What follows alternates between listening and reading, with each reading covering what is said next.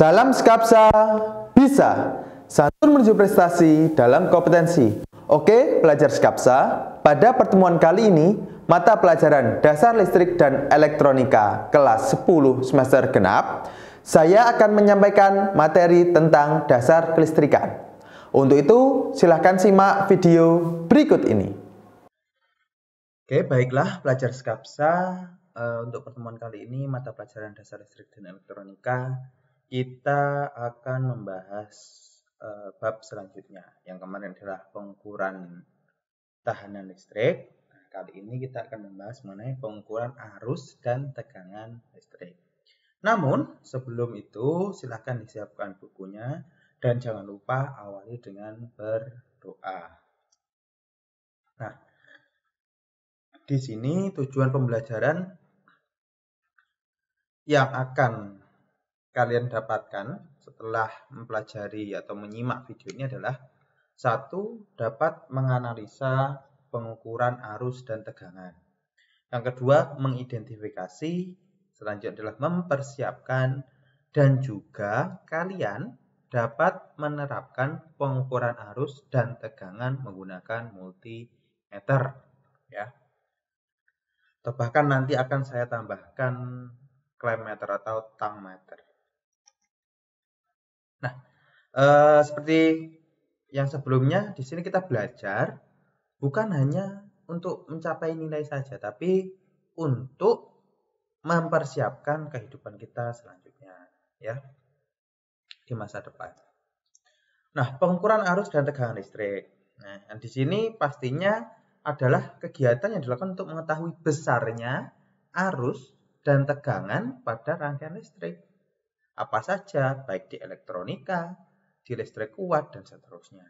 Nah, dan hal ini pun hampir sama dengan tahanan listrik dapat dilakukan dengan peralatan analog maupun digital. Nah, manfaatnya untuk apa? Nah, untuk mengetahui apakah peralatan ini dapat bekerja dengan baik, berapakah arus yang mengalir, atau terlalu besar atau terlalu kecil, dan seterusnya, yang nanti akan bisa ditindaklanjuti. Nah, setelah tahu. Kemudian, multimeter analog tetap pengertiannya sama, Mas, karena sama-sama multimeter menggunakan pointer jarum. Tapi kalau digital, hasil pengukurannya langsung ditampilkan berupa angka dengan satuan yang ada di sana. Nah, pengertian arus listrik. Sebelum kalian melakukan pengukuran, kalian harusnya tahu dulu, meskipun dulu sudah pernah dijelaskan tentang arus listrik. Apa? Muatan yang mengalir dalam satuan waktu, ya. Jadi, artinya arus listrik adalah muatan atau energi yang bergerak, ya. Dari mana? Dari potensial yang tinggi menuju ke potensial yang rendah, kan gitu. Potensial itu apa? Berarti tegangan listrik. Nah, lambangnya adalah I, ya. Kemudian satuannya adalah ampere. Arus itu satuannya ampere. Biasa hurufnya adalah A besar. Terus kemudian istilah lainnya adalah current, ya. Jadi di sini arus dan tegangan itu suatu hal yang tidak bisa terpisahkan. Terkadang ada energi tapi dia berhenti. Kenapa? Karena tidak ada beda potensial. Nah, energi yang berhenti tersebut dapat dikatakan sebagai arus atau bukan? Tidak, karena apa? Arus itu adalah muatan yang mengalir. Nah, kan kayak gitu. Kalau berhenti berarti ya tidak ada aliran. Maka dari itu kalau ada tegangan, insya Allah juga pasti akan ada arus. Nah, tegangan listrik, ya. Ada yang menyebut tegangan listrik itu sebagai beda potensial, ya. Terkadang ada juga yang menyebut sebagai voltage, ya, voltage misalnya. Kemudian satuannya adalah voltage. Nah, sebenarnya voltage itu adalah satuannya dari arus itu. Kemudian bagaimana sih kok adanya tegangan listrik? Nah, seperti yang telah saya sampaikan pada pertemuan yang sebelumnya, bahwasanya akan ada arus kalau ada tegangan listrik. Nah, tegangan listrik itu ibaratnya ada dua buah sumber, ada satu sumber, ada yang ujung. Ada tandon, ada keran. Kalau tandon keran ini tidak dibuka, dia tidak akan ada perbedaan energinya. Berarti tidak akan ada arus yang mengalir. Tapi kalau keran itu dibuka, nanti tandon tekanannya akan ke bawah. Lah, karena ada keran yang terbuka, maka dia bisa mengalir alirannya kayak gitu. Secara pengukurannya adalah paralel. Apa itu paralel? Nanti akan saya jelaskan. Karakteristiknya adalah apabila tidak ada tegangan, maka arus juga tidak akan ada. Nah, ini prinsip dasarnya dari teorinya ya. Nah, ada seri, ada paralel. Rangkaian seri adalah rangkaian yang berderet dan tidak bercabang. Coba diperhatikan ya di sini.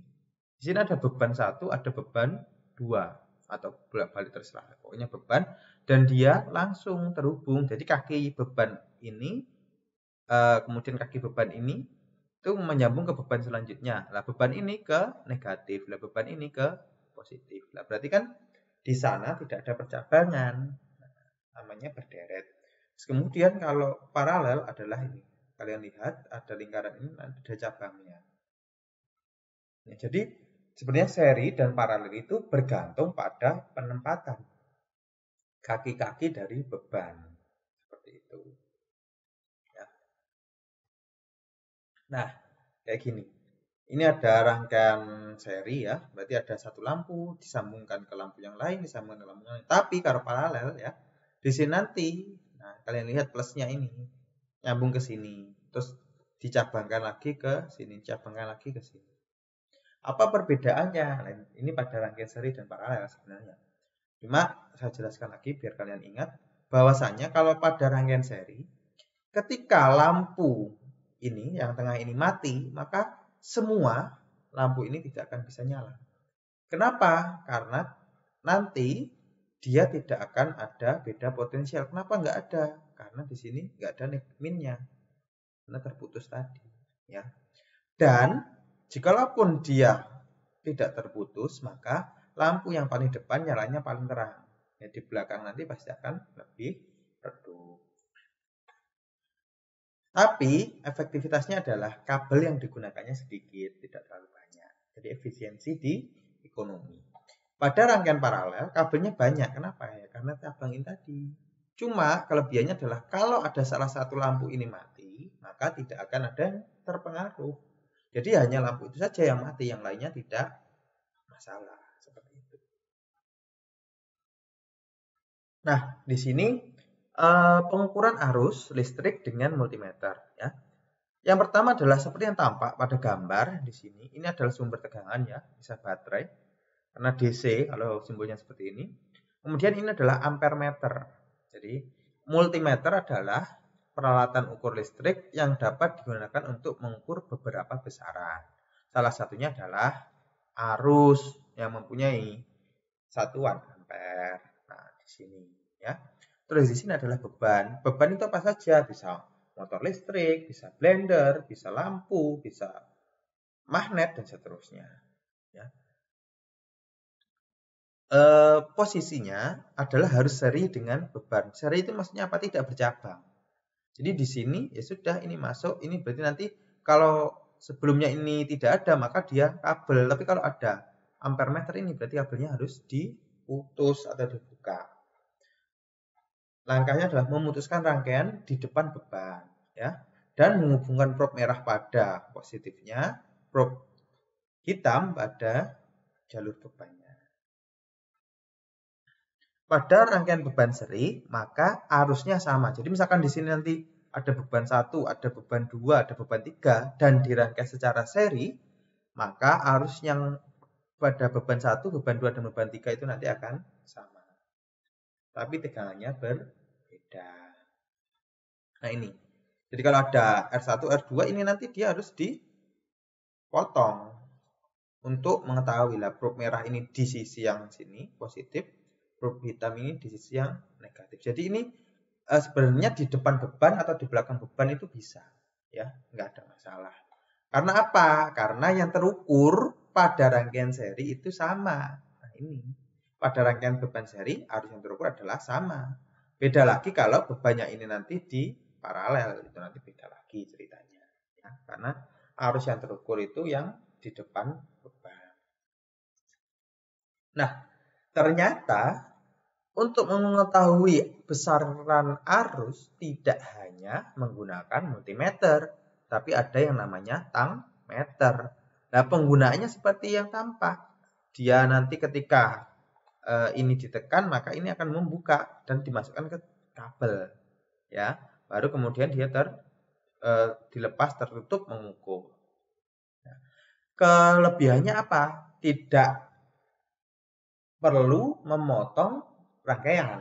Jadi langsung kita pasang. Nah, biasanya digunakan dalam beban tunggal, ya. Biasanya bebannya AC, harusnya berapa dan seterusnya. Cuma itu aja, kadang cuma beban tunggal. Jadi jarang dia digunakan untuk mengukur beban-beban yang berkelanjutan atau berderet.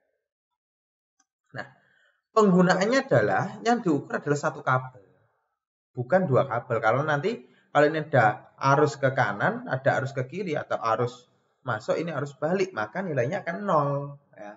Seperti itu. Maka penggunaannya harus salah satu di sini dan di sini diukur. Nah, sebenarnya untuk tang ampere ini, tang meter ini biasa digunakan juga untuk mengukur tegangan. Jadi sama, cuma kalau mengukur tegangan dia ada probe-nya di sini nanti. Tinggal selektornya ini nanti ditaruh mana. Jadi ada probe-nya. Kalau mengukur tegangan nggak bisa kayak gini, harus ada probe-nya. Nah, pengukuran tegangan listrik dengan multimeter lah, ini tegangan. Nah, kalau ini sistemnya harus paralel, Mas, ya. Maka maksudnya paralel apa? Lah ini beban, ya. Lah kakinya beban itu masuk ke multimeter juga. Ini probe merah, ini probe hitam. Nah, yang di sini itu ada juga, ya. Kakinya dari probe merah ini juga masuk ke tegangan. Berarti kelebihannya adalah dia tidak perlu memotong rangkaian, tinggal diparalel saja. Gitu. Ya, contohnya seperti apa ini? Nah, tolong diperhatikan di sini ada bebannya dirangkai secara seri, ya kan? Nah, kalau yang kayak gini, Mas, nanti yang terukur hanyalah beban pada tegangan pada R2. Ya, itu menariknya. Jadi pada R3 dan R1 itu tidak. Nah, jadi R2. Kalau nanti probe-nya dipindah ke probe merah ke sini, terus probe hitam tetap di sini, probe merahnya di depan R1, ya.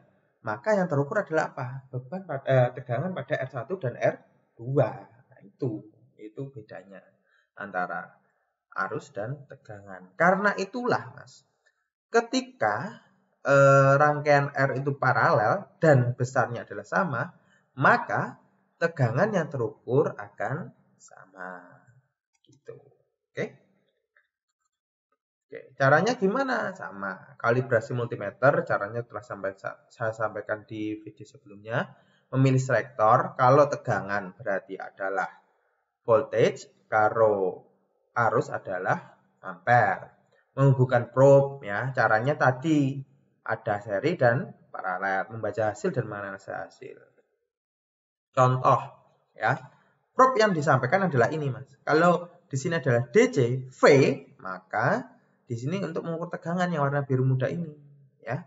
Yang untuk merah ini adalah mengukur tegangan AC. Jadi ada tegangan DC, ada tegangan AC, beda.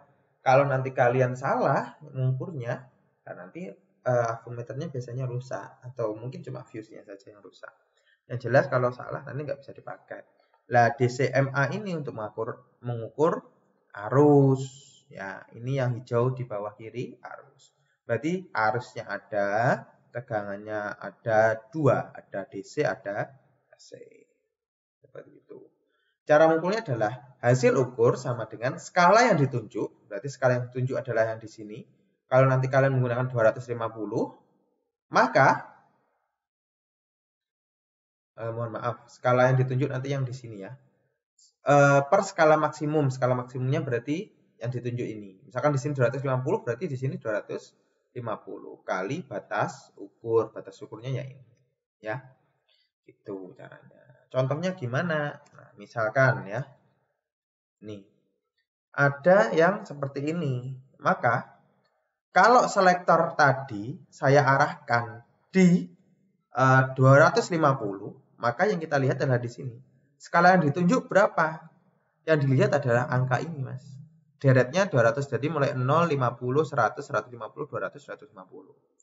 Tapi kalau selektornya yang ditunjuk adalah 50, maka angka yang terlihat adalah 0, 10, 20, 30, 40, dan 50. Jadi melihat angka ini adalah tergantung pada selektor mana yang ditunjuk. Kalau 250 misalkan, misal ya, kita pakai 250. Maka skala yang ditunjuk cara membacanya adalah kalau di sini 100, di sini 150, maka di sini adalah 125. Nah, kita lihat antara 100 ke 125 ini ada 1, 2, 3, 4, 5 strip. Maka setiap stripnya adalah, nah jadi peningkatan 100 ke 125 berarti 25 kan ya. Di sini ada 5 strip, berarti satu stripnya itu nilainya adalah 5. Kenapa? Kok bisa? Karena ini tadi nilai dari ini dikurangi ini 25 dibagi jumlah stripnya, maka ketemunya adalah 5. Nah terus kemudian ini 1, 2, 3 strip, berarti 5 dikali 3 ditambah 100. Otomatis nilainya di sini sebenarnya pembacaan di sini adalah 125. Kan seperti itu. Ya. Dibagi skala maksimum, ya skala maksimumnya berapa? Nah, kalau di situ adalah 250 berarti dibagi 250 dikali batas ukur 250. Hasilnya berapa? Ya sekian. Oke. Jadi seperti itu tadi untuk pembacaannya. Oke. Terima kasih banyak. Saya pikir untuk pembacaan itu memang perlu banyak-banyak berlatih. Untuk itu saya berharap kalian selain melihat video ini, kalian juga membaca lagi mengenai pengukuran listrik, utamanya adalah arus dan tekanan. Oke, apabila saya banyak salahnya, saya mohon maaf ya. Saya Sisko Agustian, terima kasih. Baiklah pelajar Skapsa, demikian materi hari ini. Untuk tugas, silahkan dikumpulkan di Google Classroom. Jangan lupa berikan like dan komen kalian untuk mendukung program ini. Klik subscribe dan tekan tombol lonceng supaya kalian tidak ketinggalan informasi. Dan share jika menurut kalian video kita bermanfaat untuk orang lain. Sampai jumpa di video kita selanjutnya. Salam Skapsa bisa. Sekolah berbudaya industri, berkarakter wirausaha, menjadi idola sekediri raya.